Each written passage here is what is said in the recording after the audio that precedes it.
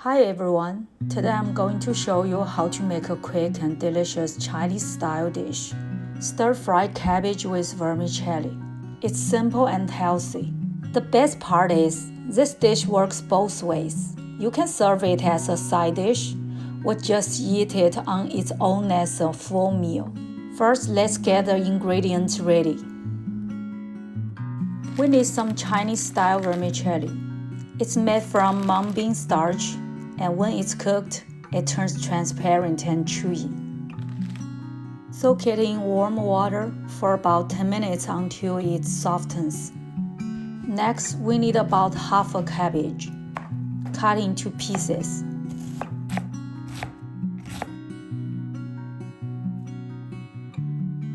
Also chop off some garlic, ginger, a chili pepper, and a bit of green onion.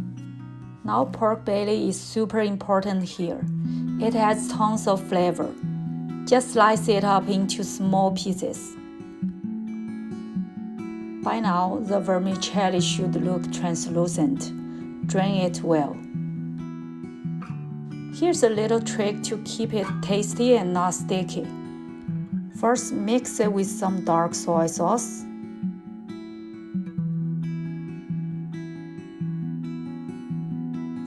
Then add a bit of oil and mix again.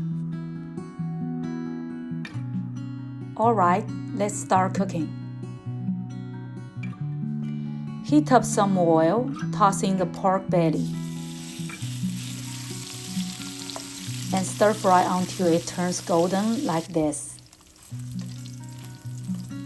Then add the garlic, ginger, and chili. Stir in the cabbage and stir fry on high heat for about 2 minutes. Season with salt, dark soy sauce, oyster sauce, and chicken powder. Give it a quick mix, then add the vermicelli. Fry for 2 minutes until the vermicelli is glossy and chewy.